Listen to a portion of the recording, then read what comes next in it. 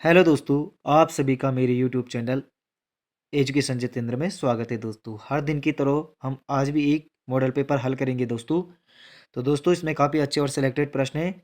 Video को पूरा देखिए, सारे प्रश्नों को ज़रूर देखिए। दोस्तों ज़्यादा से ज़्यादा तैयारी करें, कहीं ना कहीं सिलेक्शन हो ही जाएगा आप लोगों का।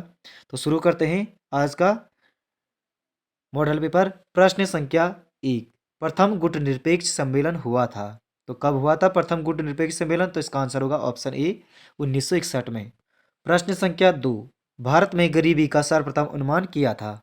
तो लकड़वाड़ा समिति ने किया था। प्रश्न संख्या 3, पृथ्वी पर दो अक्षांशों के बीच की दूरी होती है। तो कितनी होती है? तो इसका आंसर है ऑप्शन ए, 111 किमी। प्रश्न संख्या 4, भारत में श्वेत क्रांति का जनक कौन है? तो भारत में श्वेत क्रांति का जनक है doctor Varghese Kurien. Option D सही आंसर है। प्रश्न संख्या 5, चचनामा संबंधित है। तो चचनामा का संबंध किससे है? तो इसका आंसर होगा ऑप्शन डी, सिंध क्षेत्र के इतिहास से है। प्रश्न संख्या 6, सरहिंद नहर निर्मित की गई है। तो सरहिंद नहर निर्मित की गई है सतलज नदी पर। प्रश्न संख्या 7, नहर कटिया पेट्रोलियम क्षेत्र स्थित है। तो कहाँ स्थित है? तो इसका आंसर होगा ऑप्शन ए, असम में। प्रश्न संख्या 8, भारत का सक्रिय ज्वालामुखी है। इसका आंसर होगा ऑप्शन सी, बेरन आइलैंड में। प्रश्न संख्या 9, भारतीय संविधान के किस अनुच्छेद में स्त्री व पुरुष को पूर्ण समानता दी गई है? तो भारत के किस अनुच्छेद में स्त्री और पुरुष को पूर्ण समानता दी गई है? तो इसका आंसर होगा अनुच्छेद 14 और 15 में। प्रश्न संख्या 10, लोक कल्याणकारी राज्य का आदर्श भारतीय संविधान में स्थापित किया गया है। तो इसका आंसर होगा ऑप्शन डी, राज्य के नीति निर्देशक सिद्धांतों में। प्रश्न संख्या 11, चटगांव कांड में शहीद महिला क्रांतिकारी थी। तो इसका आंसर होगा प्रीतिलता वाडेदार। प्रश्न संख्या 12, दक्षिण भारत का एक शानदार तथा ऐतिहासिक केंद्र हम्पी, सॉरी यहाँ पे एमपी हो गए, हम्पी होना था। हम्पी किस दक्षिणी राज्य की राजधानी है? तो इसका आंसर होगा विजयनगर की राजधानी है हम्पी। प्रश्न संख्या 13, भारतवर्ष की स्वतंत्रता के समय भारतीय राष्ट्रीय कांग्रेस का अध्यक्ष कौन था? तो कौन था? इसका आंसर होगा ऑप्शन बी, जेपी कृपलानी स्वतंत्रता के समय भारतीय राष्ट्रीय कांग्रेस का अध्यक्ष था। प्रश्न संख्या 14, कोरोना वायरस को अपना नाम कहाँ से प्राप्त हुआ? तो ताजे जैसे आकार के कारण। प्रश्न संख्या 15, सुदर्शन झील का निर्माण किसने कराया था? तो पुष्यगुप्त वेश्य ने कराया था। प्रश्न संख्या 16, अशोक के सारनाथ स्तंभ पर कौन सा पशु चित्र अंकित नहीं है? तो इसका आंसर होगा ऑप्शन डी, गेंडा अंकित नहीं है। दोस्तों वीडियो को लाइक, चैनल को सब्सक्राइब और वीडियो को शेयर भी करते जाइए साथ में।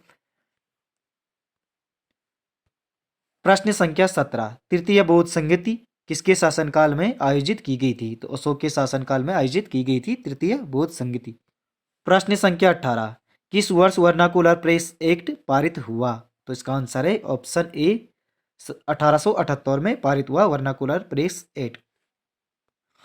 प्रश्न संख्या 19, वर्ष 1996 में मुस्लिम लीग का गठन किस स्थान पर किया गया था? तो 1906 में मुस्लिम लीग का गठन किस स्थान पर किया गया था? तो ढाका में किया गया था। प्रश्न संख्या 20, भारत के उपराष्ट्रपति को हटाने का प्रस्ताव लाया जा सकता है तो केवल राज्यसभा द्वारा। प्रश्न संख्या 21, राष्ट्रपति द्वारा राज्यसभा के लिए कितने सदस्यों को मनोनीत किया जाता है? तो इसका आंसर होगा ऑप्शन सी, 12 सदस्य राष्ट्रपति द्वारा राज्यसभा में मनोनीत किए जाते हैं। प्रश्न संख्या 22, निम्न में से किस राज्य से होकर कर्क रेखा नहीं गुजरती है? तो इसका आंसर होगा ऑप्शन डी, अरुणाचल प्रदेश से। प्रश्न संख्या 23, फोर्ब्स एशिया के परोपकार के नायकों की सूची में कितने भारतीय शामिल हैं? तो इसका आंसर है 3 भारतीय शामिल हैं। प्रश्न संख्या 24, किस राज्य ने राज्य योजना आयोग के बदले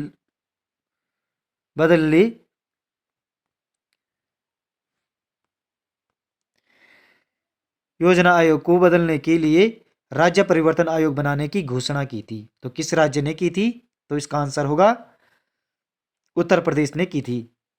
प्रश्न संख्या 25, किस संस्था ने दक्ष नाम से एक नई सुपरटेक पहल शुरू की? तो किसने की थी दक्ष नाम से एक सुपर टेक पहल शुरू? तो इसका आंसर है RBI ने। प्रश्न संख्या 26, युद्ध अभ्यास भारत और किस देश के बीच रक्षा अभ्यास है? तो युद्ध अभ्यास भारत और USA के बीच, ऑप्शन बी सही आंसर है। प्रश्न संख्या 27, निम्नलिखित में से किसने गोरखाओं से कुमाऊं की सत्ता प्राप्त की? तो गोरखाओं से कुमाऊं की सत्ता प्राप्त करने वाले थे ई गार्डनर। अल्मोड़ा अखबार का प्रकाशन किस वर्ष हुआ था? तो अल्मोड़ा अखबार का प्रकाशन हुआ था 1871 में।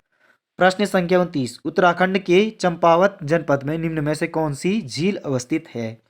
तो चंपावत में श्यामला ताल अवस्थित है, ऑप्शन ए सही आंसर। प्रश्न संख्या 30, उत्तराखंड सरकार द्वारा प्रारंभ की गई वीर चंद्र सिंह गढ़वाली स्वरोजगार योजना संबंधित है? तो पर्यटन से संबंधित है वीर चंद्र सिंह गढ़वाली स्वरोजगार योजना। प्रश्न संख्या 31, हिमानी निम्न में से किस नदी के उद्गम क्षेत्र में सर्वाधिक हिमानी अवस्थित है? तो इसका आंसर है भागीरथी। प्रश्न संख्या 32, कत्यूरी वंश का संस्थापक कौन था? तो इसका आंसर है वासुदेव। प्रश्न संख्या 33, टिहरी राज्य प्रजामंडल की स्थापना किस वर्ष हुई?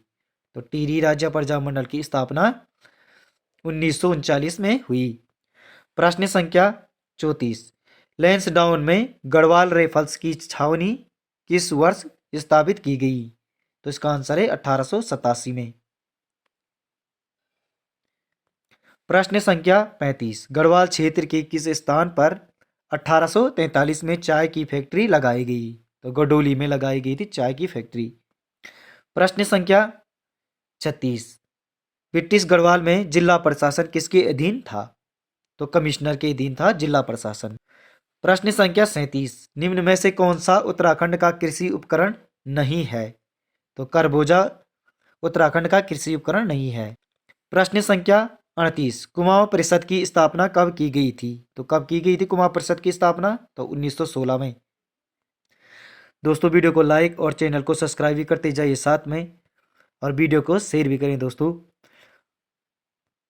प्रश्न संख्या 39, बिखोती मेला उत्तराखंड में किस माह में, किस हिंदी माह में मनाया जाता है? तो बैसाख माह में मनाया जाता है बिखोती मेला। प्रश्न संख्या 40, कौन सा शब्द कमल का पर्यायवाची नहीं है? तो तारकेश कमल का पर्यायवाची नहीं है। प्रश्न संख्या 41, निम्नलिखित में से कौन सा विशेष या विशेषण का उदाहरण नहीं है? तो संयत नहीं है। प्रश्न संख्या 42, निम्नलिखित में से कौन सा वाक्य गलत है? तो इसका आंसर है ऑप्शन ए, आंखों से आंसू बहने लगा। प्रश्न संख्या 43, निम्नलिखित में से कौन सा शब्द तत्सम है? तो धूम्र शब्द क्या है? तत्सम है। प्रश्न संख्या 44, उर्वर शब्द का विलोम शब्द है, तो उर्वर का विलोम क्या होगा? उषर होगा। प्रश्न संख्या 45, कौन सा मुंह लेकर जाऊं वाक्य में कौन सा विशेषण है? तो इसका आंसर होगा ऑप्शन सी, गुणवाचक विशेषण है। प्रश्न संख्या 46, देशाभिमान में प्रयुक्त संधि का नाम है, तो क्या है? दीर्घ संधि है देशाभिमान में। प्रश्न संख्या 47, शीतोष्ण का अर्थ है ठंडा और गर्म। प्रश्न संख्या 48, निम्न में से कौन सा शब्द देशज नहीं है? तो साझ शब्द देशज नहीं है। प्रश्न संख्या 49, क्रिया की व्युत्पत्ति होती है, तो धातु से क्रिया की व्युत्पत्ति होती है। प्रश्न संख्या 50, जूही की कली कविता के कवि हैं, तो जूही की कली कविता के कवि हैं निराला। तो दोस्तों आपको यह मॉडल पेपर कैसा लगा कमेंट में जरूर लिखिए दोस्तों। वीडियो को लाइक, चैनल को सब्सक्राइब और वीडियो को शेयर करें दोस्तों। मिलते हैं अगली वीडियो में अगले मॉडल पेपर के साथ। धन्यवाद दोस्तों।